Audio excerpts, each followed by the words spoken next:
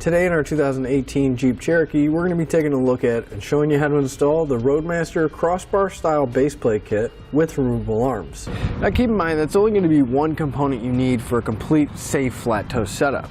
For a complete setup, you're going to need a baseplate, a tow bar wiring, a braking system, and finally safety cables.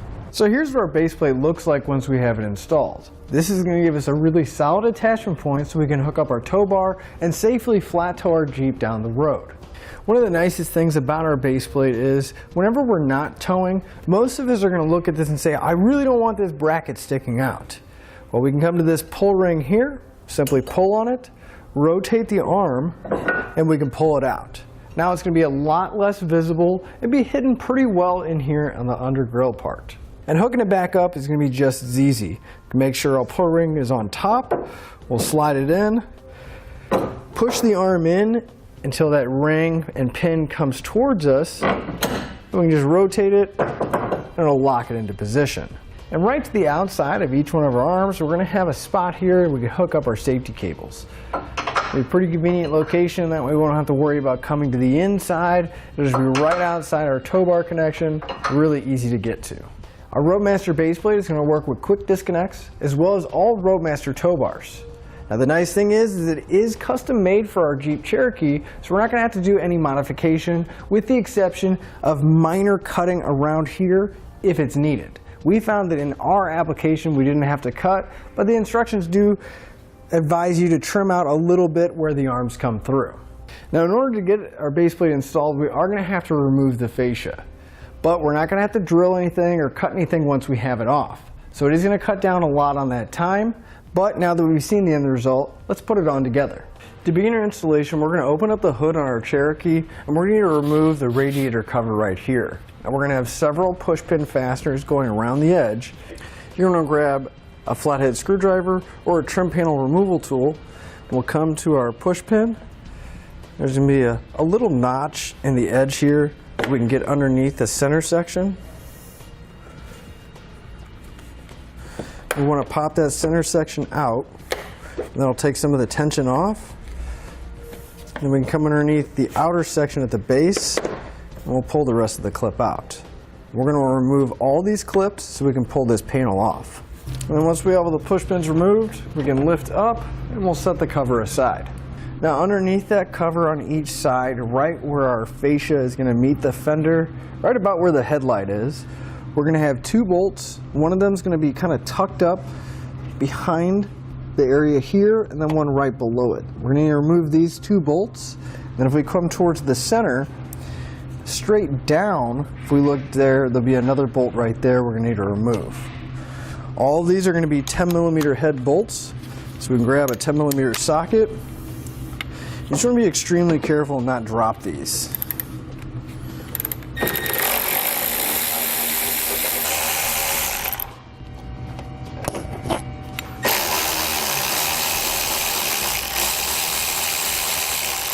Now that we have the three removed on one side, we're going to remove the bolts on the other side. They're going to be in the same location.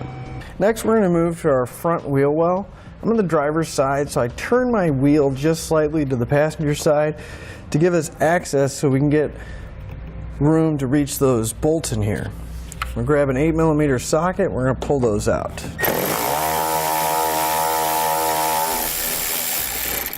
We're going to pull the three out on the other side as well. Next we'll move underneath our Jeep. We'll have our skid plate. It's going to be right behind the fascia. It'll be held on by several bolts. We're going to need to pull those out so we can get access to the bottom of the lip because it's actually underneath the skid plate. So we'll grab a 13mm socket and we're going to pull all the bolts out so we can get the skid plate down.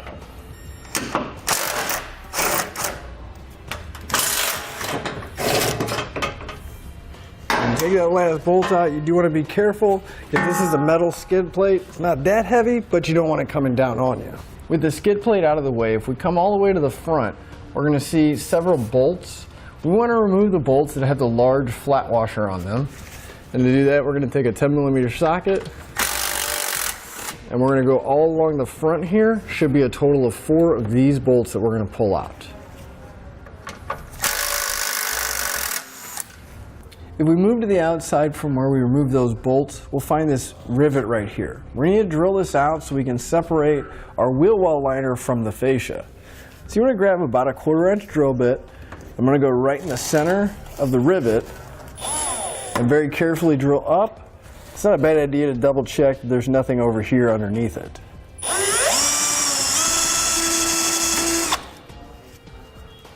We can remove the rivet. Now you want to go ahead and drill the other side out as well. I went ahead and peeled my wheel well liner back on the driver's side, and we just need enough room so we can get our hands in here. And if we look in, we'll find this large purple connector. Now on the end of it, there's going to be this little tab.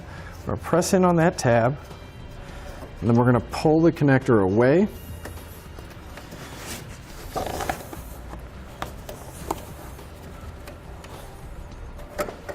And disconnect it.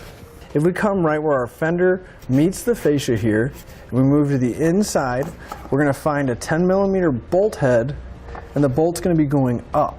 We're going to need to remove that bolt because that's going to be holding the fender to the fascia. So grab a 10mm socket and we can pull it out.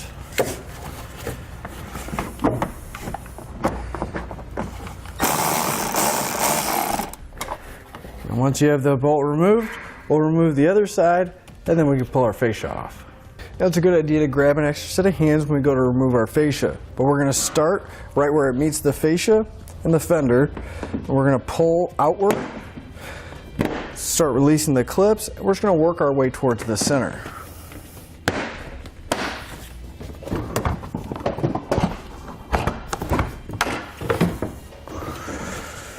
Now, if you have any electrical connectors still connected, you want to make sure they're unplugged.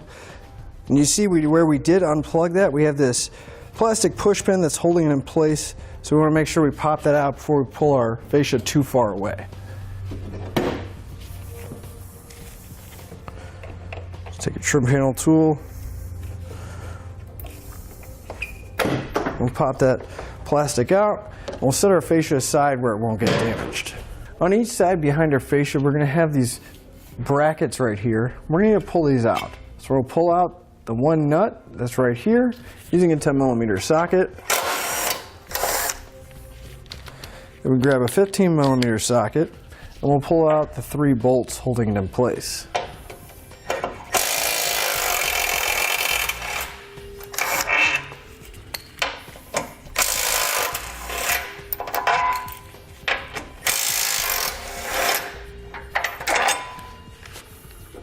We'll remove the bracket and we'll pull the other side out as well.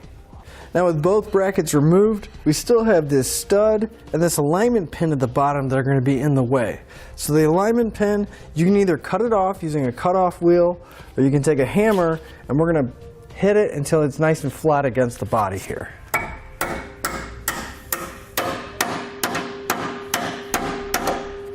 We'll do that for the other side as well.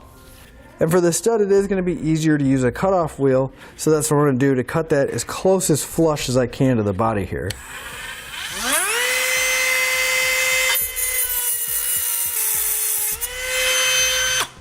You want to make sure you cut the other side off as well.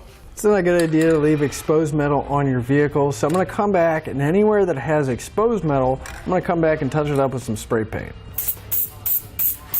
Now each side of our Jeep, we're going to have our tow hook. We need to remove those. So to start out, we'll grab a 16mm socket. We're going to pull both the bolts from the bottom.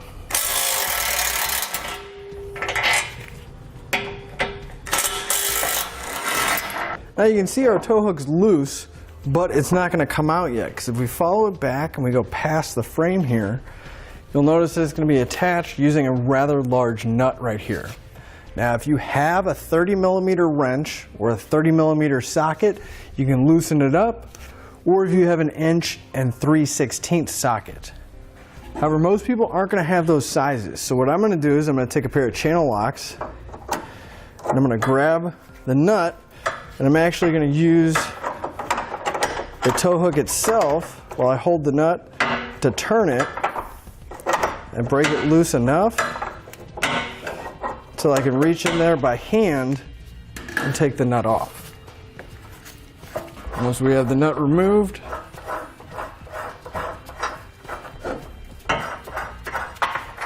pull out our tow hook, And we'll repeat that process on the other side. I'm going to grab one of our flat brackets. It's going to have 4 holes in it. 2 in the short side and 2 in the rather wide long side of it. Now you want to make sure that the holes are facing towards the front, and we have this large open section going towards the back. And the 2 holes should be towards the center, so when we lift it up, the 2 holes should line up with where our tow hook was sitting before, and it should sit just like this. Now to mount it up, we're going to grab one of the long 10mm bolts out of our kit, follow it up with a lock washer, and then a flat washer. And on all of our bolts, before we put them in and make sure they're nice and tight, you want to put a small amount of red Loctite on all the bolts to make sure they're going to be nice and secure. Grab our plate, we're going to go through the center hole and we're going towards the inside hole that we took our tow hook out of. Now for now, I'm just going to leave this real loose just so I know that my bolt actually catches, but we can still move our plate around a little bit. And we'll do that for the other side as well. And now for the 2 holes off to the side, we're going to grab our short 1/2" bolts and we're going to drop them down through the 2 holes that are in that bracket. We want to pivot our bracket to where it's pretty close to lining up with that other hole where we took our tow hook out. You want to do that on both sides. Now we need to tighten up this bolt and fully torque it before we get everything else in place. So what I'm going to do to help me is I'm going to take another one of the M10 bolts from our kit, just the bare bolt, and I'm going to snug it up by hand.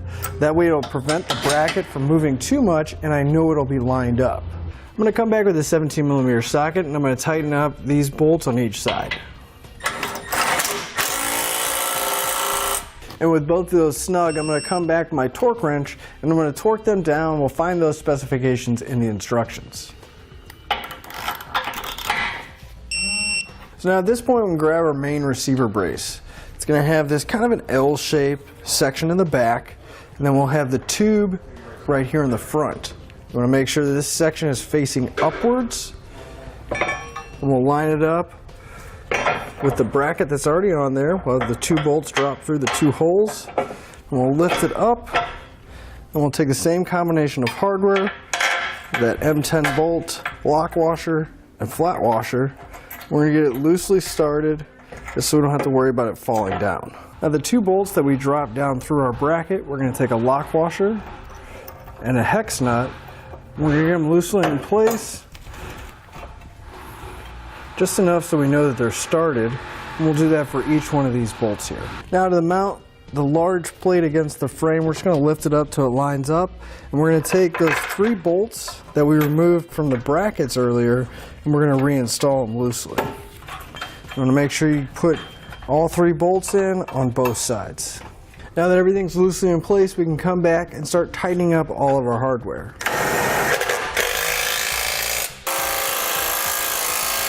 For our 2 bolts here, I'm going to be using a 3/4 inch wrench and socket to snug them up. Now we're going to want to come back and we're going to torque all of our hardware down to the specified amount of the instructions.